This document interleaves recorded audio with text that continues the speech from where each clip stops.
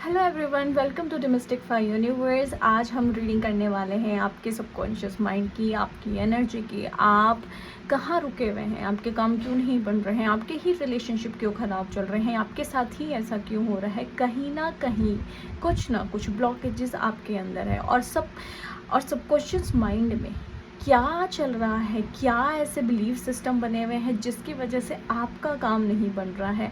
तो हम टैरो की मदद से देखेंगे, क्योंकि टैरो एक सबकॉन्शियस साइकोलॉजिकल टूल है जो आपको बताता है कि आपके ब्लॉकेजेस कहाँ कहाँ है, so that you can work upon your energies और इसकी मदद से आप अपनी लाइफ में आगे बढ़ना सीखें।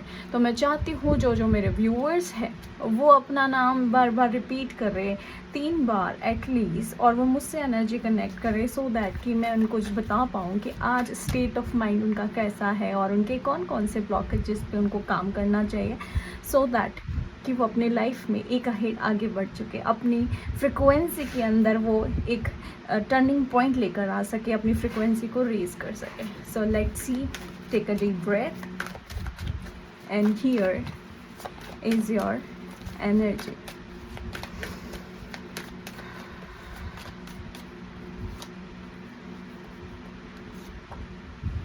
Oh, okay.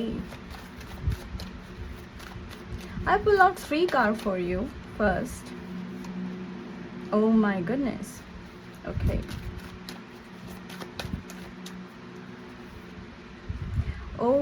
Okay. So we have done with the 3 cards. So viewers, जिन ने अपना नाम 3 बार लिया और जिन से रेजोनेट होने वाले, ऑब्वियसली आपके कुछ पैटर्न्स यहाँ निकल कर आए। हम बात करते हैं क्वीन ऑफ कप्स के। क्वीन ऑफ कप्स एक सा कार्ड होता है जो दिखाता है कि आप रिश्तों की रानी बनना चाहते हैं या रिश्तों के राजा बनने की कोशिश कर रहे हैं, जिन्होंने अपना इमोशनल लेवल पे तो सब कुछ बंद कर दिया लेकिन सभी को देना बंद नहीं करा है, अपना कंफर्ट, अपना टाइम, अपना प्रीशियस माइंड एंड एनर्जी। अब सारे रिश्तों के अंदर तो देते हुए जा रहे हैं, लेकिन जब बात आपकी आ रही है तो सभी ने हाथ खड़े कर लिए हैं। What is indicating? It is indicating your subconscious fear कि जब तक मैं अपना बेस्ट नहीं दूंगी, जब तक मेरा काम कोई नहीं करेगा। I think I have to give myself more and more. मुझे ही अपने आप को बार बार देना चाहिए इस रिलेशनशिप के अंदर, मेरी ही एनर्जी बार बार जानी चाहिए इस रिलेशनशिप के अंदर। That is not applicable, it is not good for you. Why? Because ये आप ही को ड्रेन कर रहा है। See how much you are drain, you are so sad right now. आपकी एनर्जी बड़ी ही सैड है क्योंकि आपने ओवर गिविंग कर दी है। This is your subconscious fear, this is your subconscious fear. Definitely आपको ओवर गिविंग नहीं करना चाहिए। रिश्तों में इक्वल गिव एंड टेक हो तभी बेस्ट होता है। दिस इंडिकेटिंग कि यहाँ पे सब कुछ कंफर्ट है। वो रिश्ते आपको, चाहे वो पैसा दे रहे हो, नेम दे रहे हो, फेम दे रहे हो, लेकिन इमोशनल लेवल पे कंफर्ट नहीं दे पा रहे हैं जो कि आप एक्सपेक्टेशंस उनसे रखते हैं और जो आप चाहते हैं उनकी तरफ से, क्योंकि आपने वो दिया है, आपने वो समय दिया, आपने वो एनर्जी दी है, बट उनकी तरफ से वो एफर्ट्स नहीं आ रहे हैं। You need to work upon this कि किसी भी रिलेशनशिप में ज़रूरी नहीं है आप ओवर गिविंग करके उनको विन करें। You need to save your energy, only in that case you will receive more, right?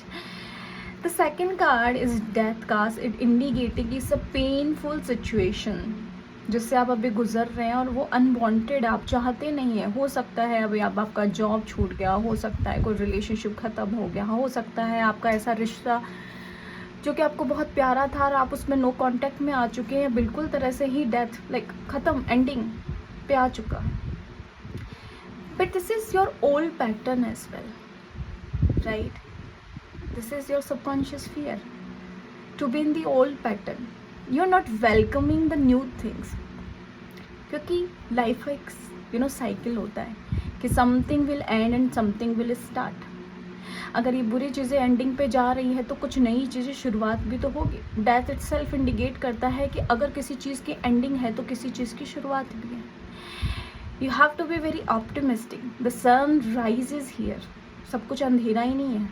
एक उगता सूरज ये दिखा रहा है कि आपके जीवन में वो उजाला आएगा, लेकिन आप इन्हें एक बार सबकॉन्शियसली जाने तो दें, एनर्जेटिकली जाने तो दें। आपको इन्हें नहीं पकड़ना है। ये नहीं थे आपके लिए, या आपकी एनर्जी से अलाइन नहीं थे, इसलिए ये चले जा रहे हैं, बट स्टिल आप उन्हें पकड़े हुए हैं, स्टिल आप उन्हें होल्ड करके रख रखा है आपने. That is not good. I know it is very painful, but you can do this. आप ये कर सकते हैं, इस साइकिल से आप बाहर आ सकते हैं. It's about the breaking the old patterns. You need to work upon this. You need to break the old patterns. Perfect. Now just move forward with this card, 4 of Pentacles. Is indicating कि still आपने कभी कहीं ना कहीं कुछ चीज़ों को इस तरीके से जकड़ रखा है, पास्ट की कुछ चीज़ों को इस तरीके से होल्ड कर रखा है कि वही चीज़ें आपको आगे नहीं बढ़ने दे रही है.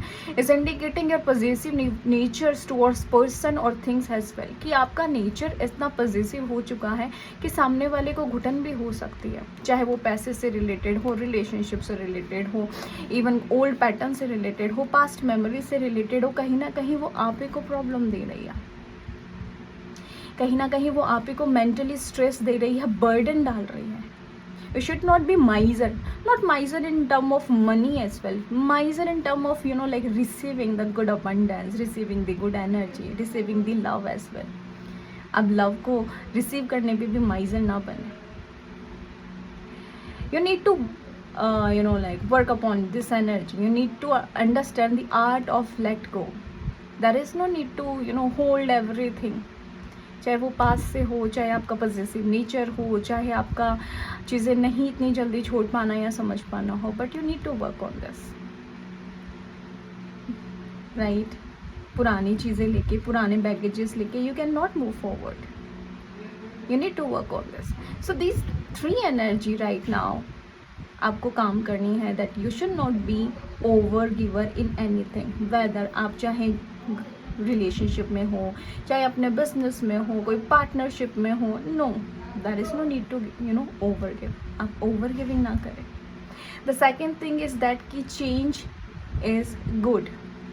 If something is unwanted, if something is not resonating और aligning with your energy, it should be demolished. हट रहा है कोई बात नहीं, जा रहा है कोई बात नहीं, समथिंग इज गुड देयर ना. एक साइकिल जो एंड हो रहा है उसे होने दें, क्योंकि वो आपकी एनर्जी से अलाइन नहीं है. ये हो रहा है, इसे होने दें. And the third, the subconscious fear that you can work upon is holding. पकड़ के रखना चीज़ों को. अब पकड़ के रखेंगे तो आप उससे आगे नहीं जा पाएंगे. जब तक आप खाली नहीं करेंगे तो कुछ नया नहीं भर पाएंगे, right. So you have to let go your past memories. You should not think about it. Let me bring some emotional deck से emotional cards कि where on which emotions आप अपने emotions पे काम कर सकते हैं. ऐसे कौन से emotions है. यूनिवर्स प्लीज़ हमारे व्यूवर्स को बताइए कि वो कौन कौन से ऐसे emotions हैं जिन पे उनको काम करना चाहिए या उनको रेडी रहना चाहिए उन्हें रिसीव करने के लिए.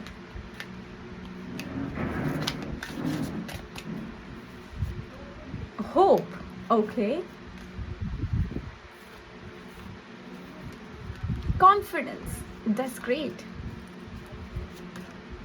Loneliness, so you have to work upon loneliness.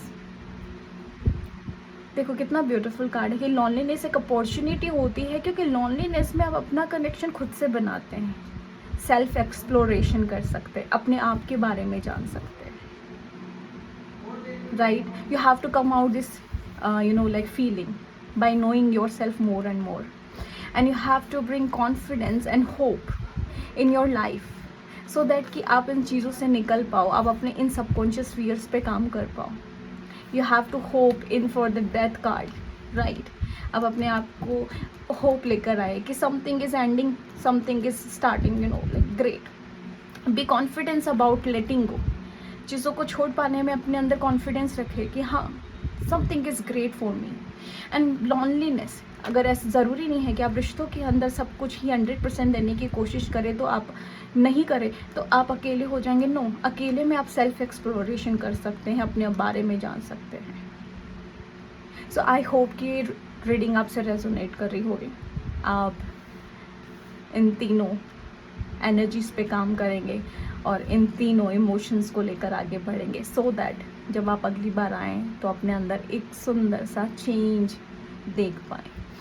And before ending the video, I just want to give the one beautiful message from the Gita deck as well. So I have this beautiful Gita deck. So let's end the video with one beautiful quote of Gita. It's a rare soul, and definitely you are a rare soul. See, after several cycle of birth and death, only he who gains true knowledge surrenders to me, realizing that I am the cause of all causes. Such a great soul is rare to find, and this is you. You are a rare soul, and you definitely work upon yourself. All the best, and we will meet in another video. Bye.